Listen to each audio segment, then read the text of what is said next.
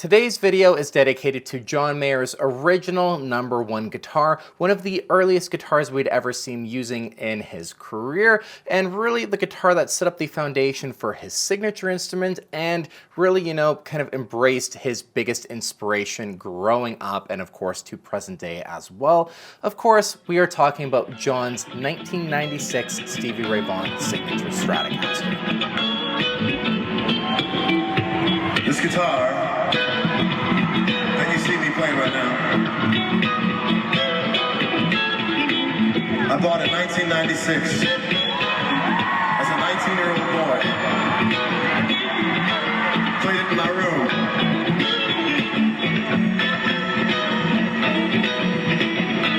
Now it's here.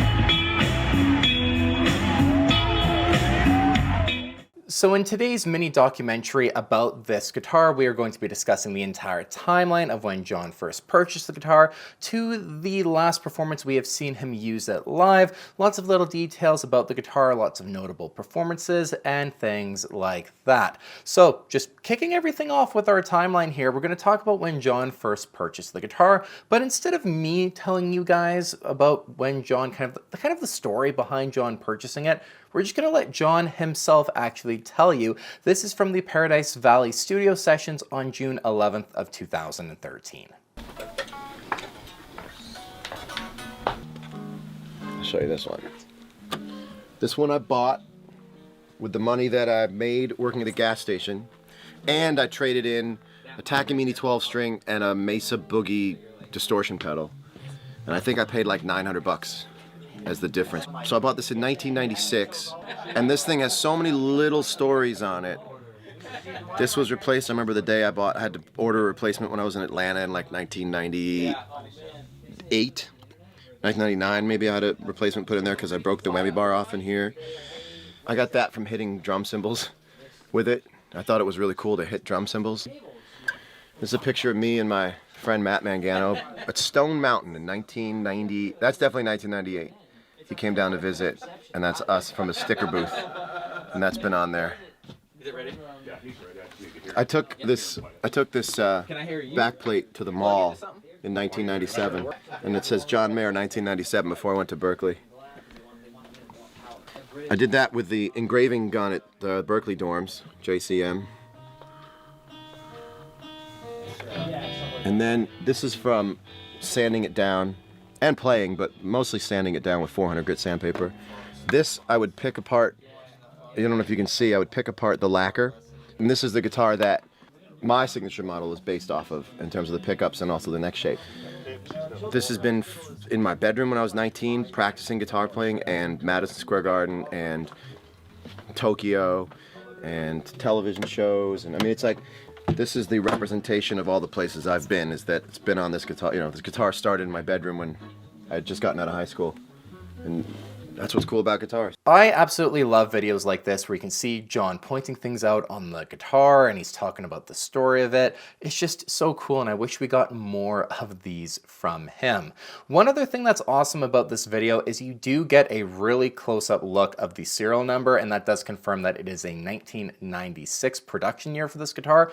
Another interesting detail when it comes to the Artist Series Stevie Ray Vaughan Stratocasters that I've seen online and I've seen people discuss is that apparently the early ones got Brazilian rosewood boards. I've seen some people also ask or question whether or not Johns has a Brazilian rosewood board. From everything I understand, it seemed like Fender kind of did that in like the very early 90s, the first handful of guitars they actually produced. So Johns would definitely be too late for a Brazilian rosewood board if they did in fact do that. If you know anything more about that, let us know in the comments down below. I wasn't able to find any solid concrete information about that online, but kind of a cool thing that Fender might have done to those early SRV Strats. Now, one thing that John doesn't mention in this video is that he had changed the all black engraved SRV pickguard that these guitars came with a tortoiseshell guard instead. I don't know the exact time frame that he did this. I'm assuming pretty early on because I've never seen any shots of John with this guitar before the pickguard was changed. So kind of before everything kind of kicked off for him and his career really started, at least, it had pretty much always had a torque guard replaced on it. And the sunburst body, the sunburst finish with a tortoiseshell guard has been on record from John saying that it is his favorite Strat spec of all time. So it kind of makes sense that he would change it to what he personally prefers the best for a Stratocaster. And it is interesting because of this change with the guard on this guitar. One thing that I definitely want to kind of clear up and address in this video is that John's SRV Strat is very commonly confused for his 1964 Stratocaster, the guitar that he wrote Slow Dancing and Burning Room on.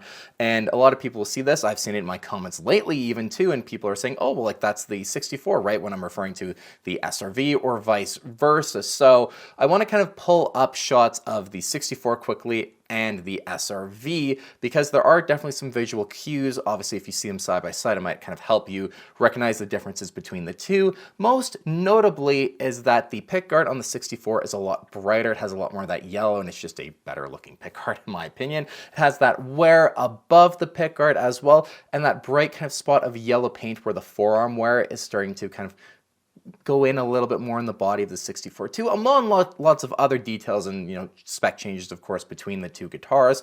But again, kind of lines up with that being John's favorite spec, that he actually would go out once he kind of was more established in his career, find a really great example of a vintage Stratocaster that this pickguard is reportedly the original guard for this guitar too. So it's just kind of the perfect Strat in Mayor's opinion in terms of specifications.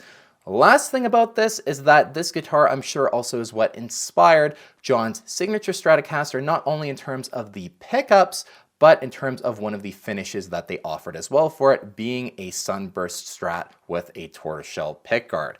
With the SRV Strat and the Fender John Mayer Signature Strat, one other similarity is the fact that apparently the pickups, the Texas specials that were in this specific guitar were underwound. They weren't the actual specification that they should have been. They weren't as hot as the guitar should have had. And this kind of helped to attribute to John's kind of more unique tone with this guitar. And these pickups ended up being what inspired the Big Dippers that went in the John Mayer Signature Stratocaster. So this is why too, if you guys hear me on the channel talk about when you're looking at Big Dippers, they're not the pickups that are in the black one. They're not the pickups that are, the 64 or a lot of John's other Stratocasters.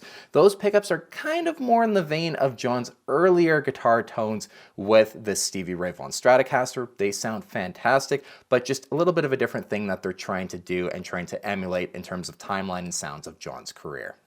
Okay, so with all of that out of the way, now we can really begin our timeline around the Room for Squares era. And live at this point, very early on at the beginning of John's career, the vast majority of songs that he would perform were acoustic. But whenever it came to electric performances, which were few and far in between most nights, maybe 2 or 3 songs, John would, of course, play City Love, Covered in Rain. He would also throw in a couple of Hendrix covers or Stevie Ray Vaughan covers, or just kind of jam out with electric guitar. And then you could kind of see that passion for the electric guitar and blues playing really start to shine when this guitar was in John's hands. And it kind of foreshadowed what would happen in his career later on with the Trio, Continuum, and him being really known as one of the biggest, if not the biggest, modern day guitar hero. But at this time frame, when you saw that SRV Strat in his hands, you just got a glimpse that he was just more than the guy who wrote Your Body is a Wonderland.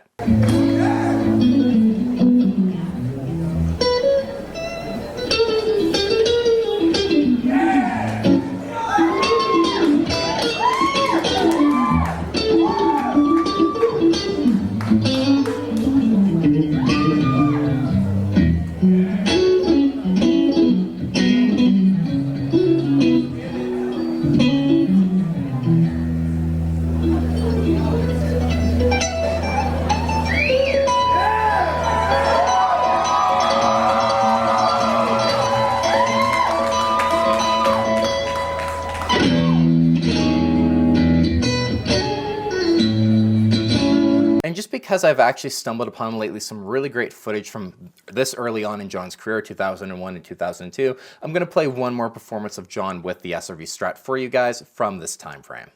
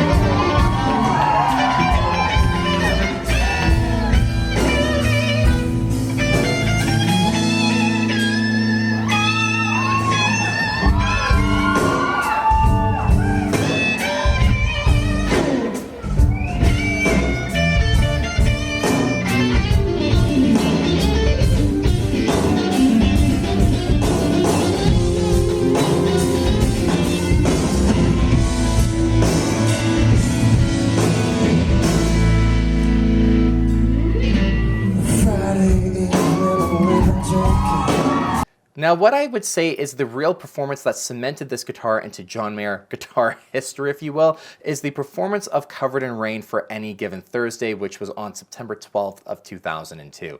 This performance is absolutely brilliant. I've talked about it quite a few times on the channel, but this one would have been kind of, this is, if I had to pinpoint one moment, it would be this one here that really made that SRV Strat just known as this amazing John Mayer guitar, and this was kind of one of the biggest moments, if not the biggest moment, of this guitar in John's hands. Now, in 2003, there is one performance that I feel like is very underrated when it comes to John Mayer blues playing and really great guitar tones.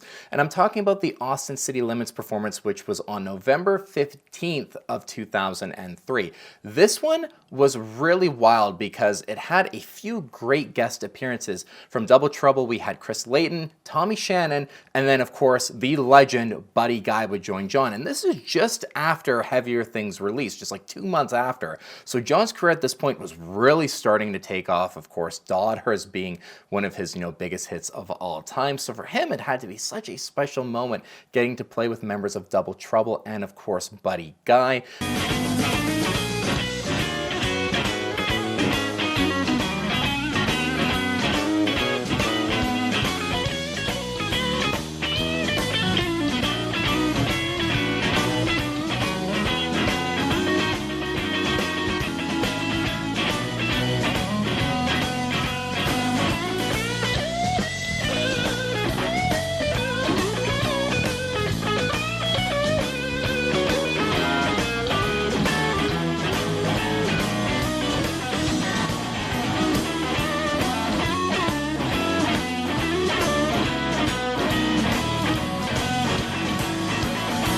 And just like with Austin City Limits in 2003, there's another really great Come Back to Bed performance on Last Call with Carson Daly, June 19th of 2004. This one is another kind of interesting performance, but it's just John solo playing the guitar, and I really love this. It's kind of like one of the first John Mayer solo shows, of course, before the solo tour kicked off. This one, of course, again, with the SRV Stratocaster, some really great playing also. And Come Back to Bed's kind of one of those interesting songs because it was kind of like John's attempt at writing kind of, I believe he had said Gravity. This was kind of the first attempt at it, and he never got it quite right, but then wrote Gravity. I've kind of always equated the song almost more like a solo dancing in a burning room kind of thing, but either way, Come Back to Bed, in my opinion, is a pretty underrated John Mayer song also. Come back to bed. Oh, oh, yeah.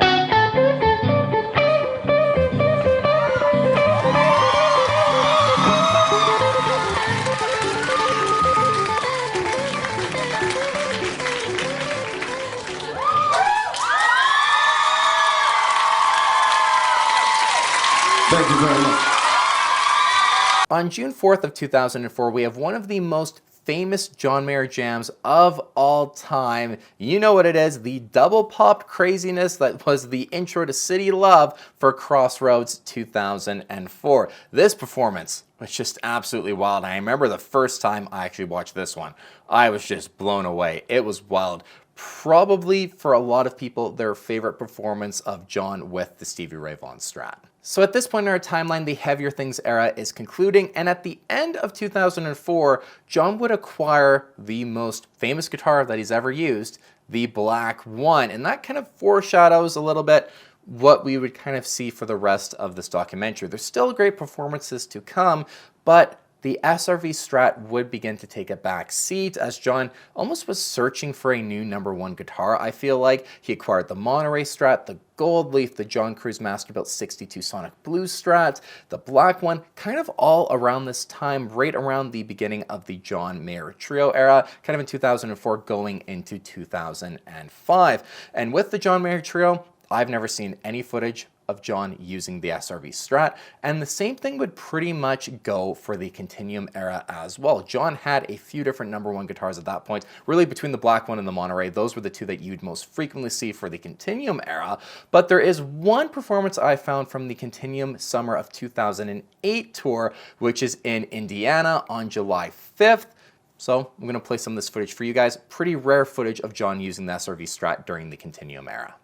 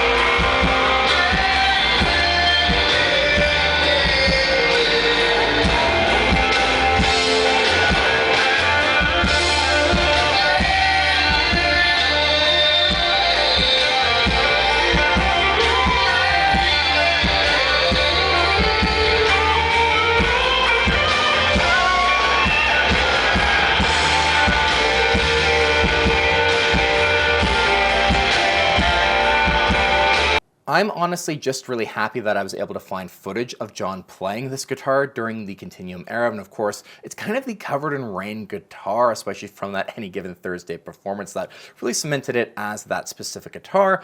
And from this point going forward, we're going to have a little bit of a theme here of, it being that Covered in Rain guitars. You guys will see a little later on in the video. And you'll see actually right now, because our next stop is during the Battle Studies tour at Jones Beach. We have another really awesome performance of Covered in Rain. Like I've said, it's the guitar. If John kind of throws or sneaks Covered in Rain into the set list last minute, the SRV Strat is the guitar he would bring out for those performances. I'm not entirely sure how much at this point he was touring with it, but it definitely was still slightly in the mix, but definitely not really used at all.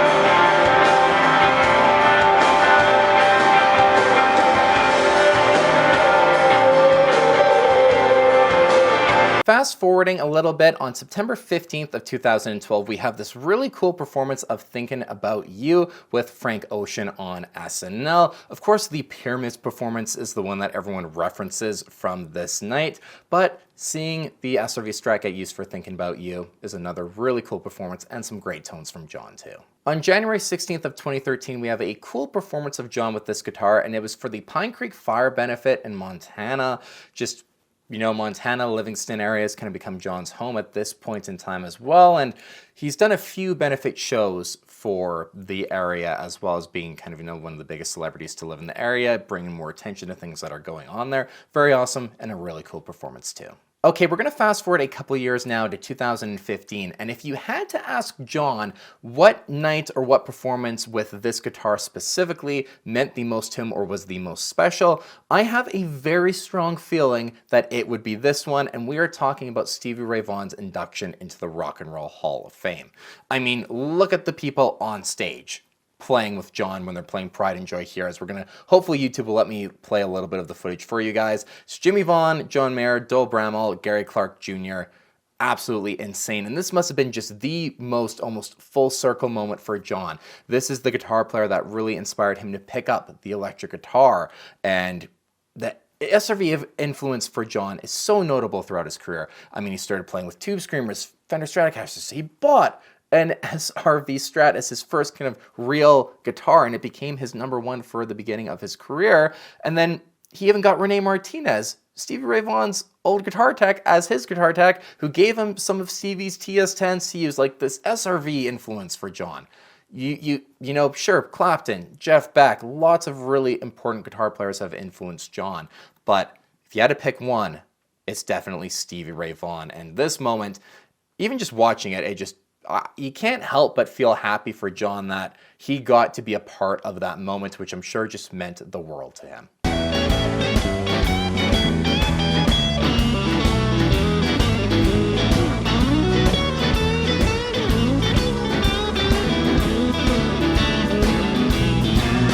Okay, now we're going to move along to the Search for Everything era, and interestingly enough, the Stevie Ray Vaughan Strat would get a lot more stage use during the Search for Everything World Tour. And I'm not sure if it's because at the same time John was road testing prototypes of the Silver Sky, the guitar that would become his new #1 guitar and just an actual model design for him. So maybe was there something between John bringing back the SRV Strat a little bit, playing that live a little bit, and then going and road testing the prototypes as well, maybe to try and get some feel for his first real Strat? I don't know, but it's kind of a big coincidence to see kind of both of those things happening during the Search for Everything era. Now, one night in particular that's really interesting for the Search for Everything World Tour that my friend Gabe actually mentioned to me and kind of helping me double check the kind of information and stats for this review. Shout out to my buddy Gabe. Always appreciate you helping me out and kind of giving me some more information, or just, you know, he's got a lot of great insight and stuff too, so I always like to collaborate with him a little bit or get his take, or if there's anything he thinks I really should be pointing out. Now, Philadelphia, April 8th of 2017, pretty much every electric song for that entire night was the Stevie Ray Vaughan Strat. Really odd, really interesting, because up until this point, it was really brought out for special occasions, the odd performance of Covered in Rain, but to see it get used as the main guitar for almost a whole evening was just really interesting. So kind of a cool night. And of course, we're going to take a listen to some of the footage here.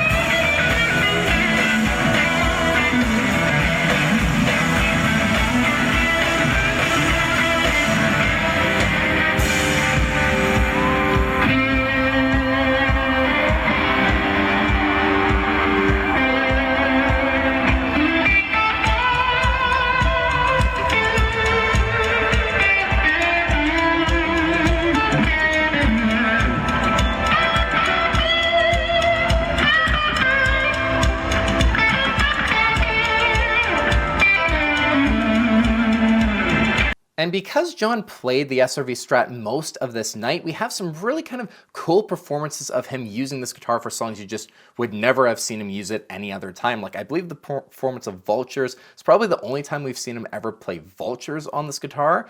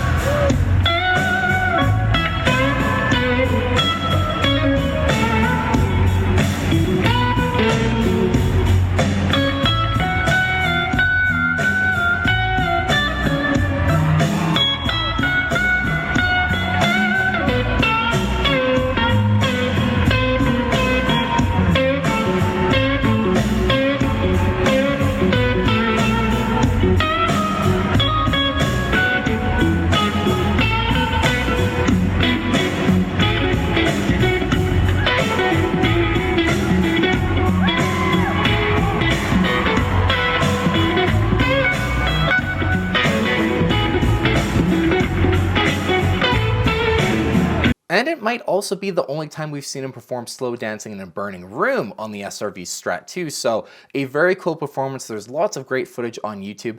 April 8th, 2017 in Philadelphia. Go and look it up if you're interested. Obviously, if you're watching this video, you're interested in John's kind of SRV Strat tones and kind of his history with it. Go and give it a watch. It's just a really cool night. Some really great tones in general of John with this guitar.